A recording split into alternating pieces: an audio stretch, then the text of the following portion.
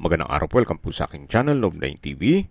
Patalasasan po, meron po ba kayong mga properties na napapabayaan or non-performing assets? Plan nyo ibenta, pero wala kayong oras sa pagbenta nito. Kung ito'y pagkakatiwala nyo po sa amin, tawag lang po kayo sa aking numero, usap po tayo, gawin ko po ng video for free. Yes, libre po, wala po kayong babayaran. Tutulungan pa namin kayong mabenta ang inyong property.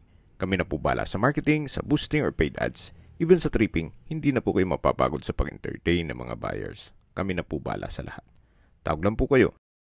Nandito po tayo ngayon sa isang exclusive subdivision dito sa Tagaytay, kung saan meron po tayong bagong video presentation. Isang residential property na 2-story house na may lot area na 240 square meters. May floor area po ito na 286 square meters. May 5 bedrooms, 4 full bathrooms.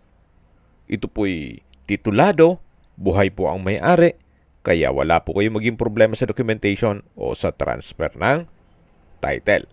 Nakabakod na po buong property at meron pong steel gate. Halos hindi po ito natirhan ni owner, gawa ng madalas nasa Amerika po sila.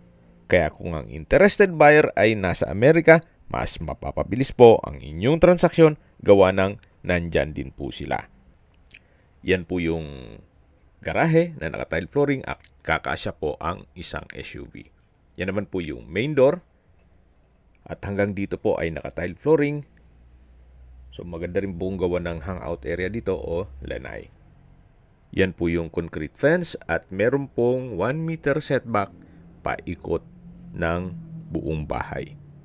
Yan po yung fasad. So ito po yung owner's built. Kaya hindi po tinipid ni owner ang construction materials. May pagbabago lang sa kanilang plano. Kaya ibebenta na lang po nila ito. So yan po yung pedestrian gate kung saan tayo dumaan kanina. At nandito na po tayo sa main door na naka-customize slatted wooden door. At welcome po dito sa bahay ni Ma'am at Sir kung saan ito po fully furnished at nandito na po tayo sa living area o salas. Ito po yung naka-high ceiling, may chandelier, then may furnishings at premium tiles po ang ginamit dito sa flooring. Meron din pong blinds lahat ng window glass. Lipat po tayo dito sa may dining area na meron pong dining set, then chandelier. Sa dulo po ay may sliding glass window with blinds, then meron pong access door. At mula po dito, matatanaw naman natin yung main door. So kung sakali pong galing dun sa garahe, pwede pong dumaan dito sa access door, papunta dito sa may dining area. Ito naman po yung breakfast nook na kung saan meron pong wooden high chair at meron pong pendant lights. Lipat po tayo dito sa my kitchen na kung saan meron din pong island, then may dalawang high chair, then may crystallite center lamp, tile flooring, then sa dulo po yung kitchen countertop na may stainless sink with faucet, kitchen window, may kitchen drawer at storage ng kitchen utensils. Meron din pong wall-mounted modular kitchen cabinet. Then meron din pong refrigerator. So yan po ulit yung island. Then dito naman po yung breakfast nook. At matatanaw naman natin yung first bedroom sa dulo. At mamaya po ikutan natin yan. Lipat po muna tayo dito sa may dirty kitchen. Actually, kung malaking pamilya kayo, pwede rin po itong gawing another bedroom. Napakalaki na po ng spasyo nito. Then sa dulo ay may stock room. Dito naman po yung kitchen countertop. May modular kitchen cabinet, stainless sink with faucet, at malaking kitchen window na may blinds. Meron din pong kitchen drawer. Ito naman po yung access door na may aluminum screen door na papunta naman dito sa setback. Actually, sa laki naman ng spasyo dito, pwede naman pong lagyan ng service area o laundry area or dirty kitchen. Kung gagawin nyo tong another bedroom. Then ito naman po yung tinutukoy ko na stock room na pwede rin pong i-convert sa toilet and bath. Yan man po'y opinion ko lang naman. Kung hindi naman kalakihan ng pamilya nyo, so pwede rin pong as is na tong dirty kitchen. Okay, balik ulit tayo dito sa may kitchen. Then matatanaw natin yung dining area at main door. At dito naman po yung common toilet and bath. May hand wash basin, vanity mirror, tile bathroom wall, water closet with bidet. Then meron pong hot shower set, overhead shower at bathroom window. Dito naman po yung another room na kung saan may mga kagamitan. Kapag tripping, check po natin yan. Pwede pong gawing maid's room. At kung meron man po kayong BWD or senior citizen sa pamilya, itong kwarto na to ang para sa kanila. Pero kung gusto naman nila na mas malaking kwarto sa taas, hindi na po issue yung hagdan ngayon. Gawa ng meron na pong home elevator na kung saan mga nasa 300 to 500,000 po ang presyo. Depende sa design. Tawag lang po kayo sa akin at discuss ko sa inyo. Okay, dito na po tayo sa may hagdan. Matatanaw yung living area. Ito pong hagdan ay naka wooden staircase, stainless handrail at railing. Then meron pong staircase window na nag-serves as natural sunlight. Mapapansin niyo po kahit po dito sa staircase wall ay pulidong-pulido po ang pagkapalitada. Samahan niyo po ako, akyat po tayo. At nandito na po tayo sa second floor. Ito po yung family area. Meron pong ceiling fan, high ceiling din po. Naka-tile flooring, malaki ang espasyo, may furnishings. At mula po dito sa family area, ito naman po yung master bedroom. Napakalaki po ng espasyo, may mga sliding glass window, may split type aircon, may bed frame and mattress, may couch, then crystalite center lamp. Premium tiles din ang ginamit dito sa flooring. At dito naman po yung access door papunta sa terrace. Pero bago tayo pumasok dyan, ito na po muna yung walk-in closet na kung saan from floor to ceiling po yan. Then dito naman po yung toilet and bath. Meron pong bathroom countertop, hand wash basin, vanity mirror, tile bathroom wall, may water closet with bidet, overhead shower, hot shower set, at bathroom window.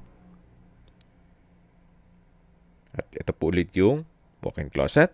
At dito po yung tinutukoy ko na access door na papunta naman dito sa balkonahe na may rattan set, naka-tile flooring, at napakalaki po ng espasyo naman ito. So balik po ulit tayo dito sa kwarto na kung saan napakalaki po ng espasyo nito. So ito po yung master bedroom. At lalabas na po tayo. Matatanaw natin yung dalawang kwarto. Ito po ulit yung family room. At ito po yung second bedroom dito sa taas na kung saan malaki din ang espasyo. Meron pong split type aircon. May glass windows with blinds, tile flooring, wardrobe, bed frame and mattress, at crystalite center lamp.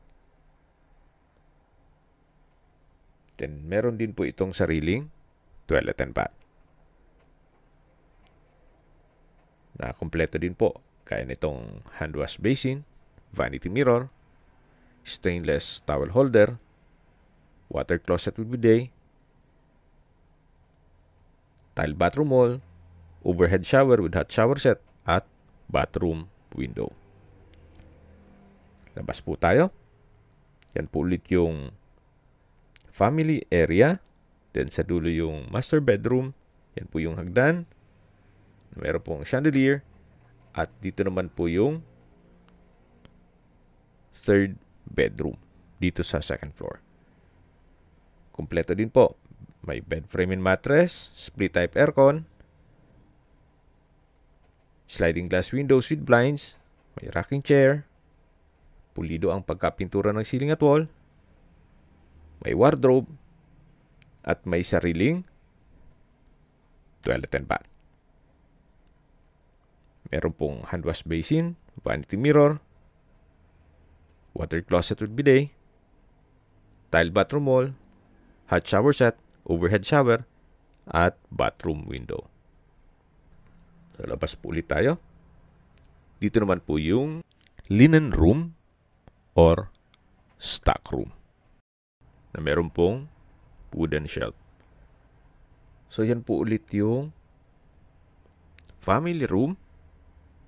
Tunghayin nyo po ulit. At bababa na po tayo. Ito po yung hagdan o stairs na may customized staircase window. Malaking bagay po yan, yung natural sunlight. Hindi na kayo gagastos ng kuryente.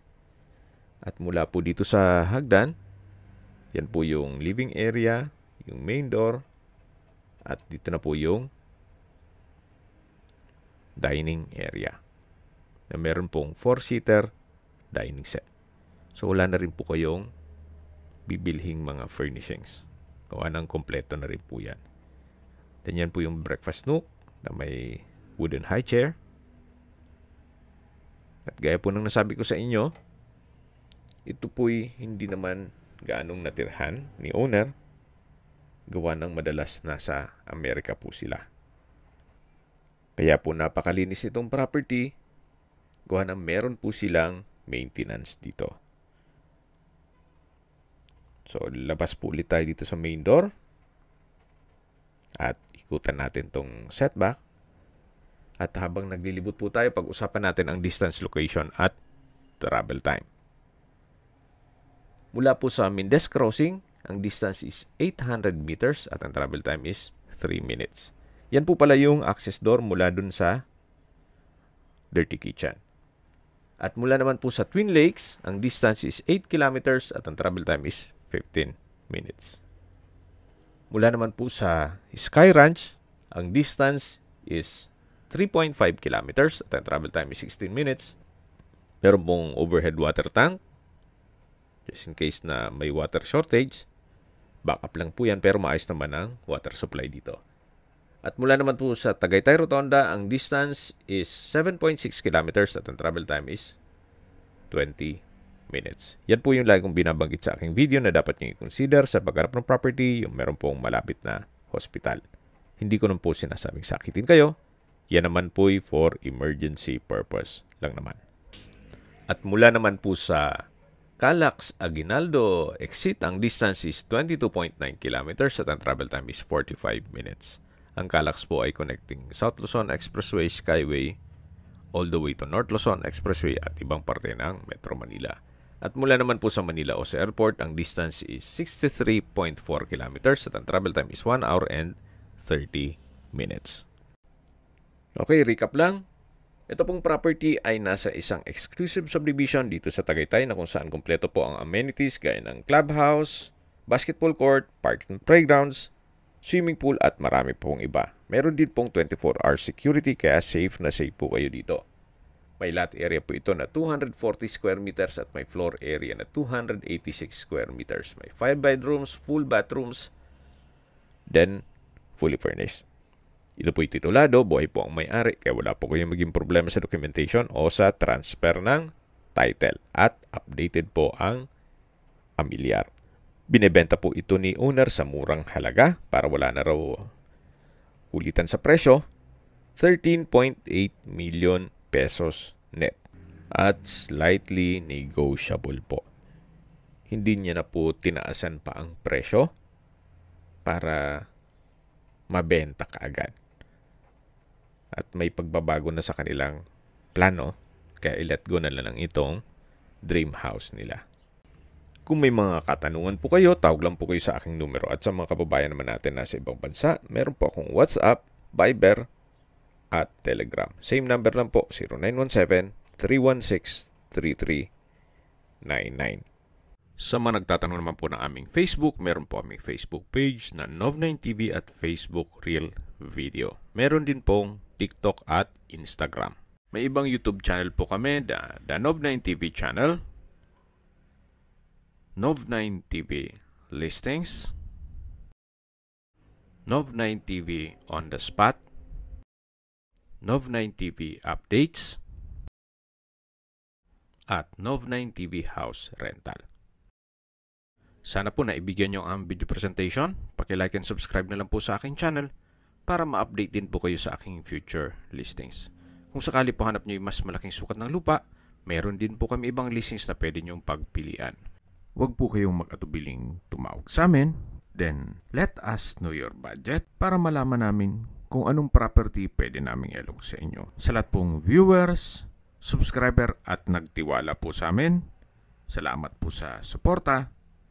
Ingat po kayo lagi at yung pamilya. Maraming salamat po.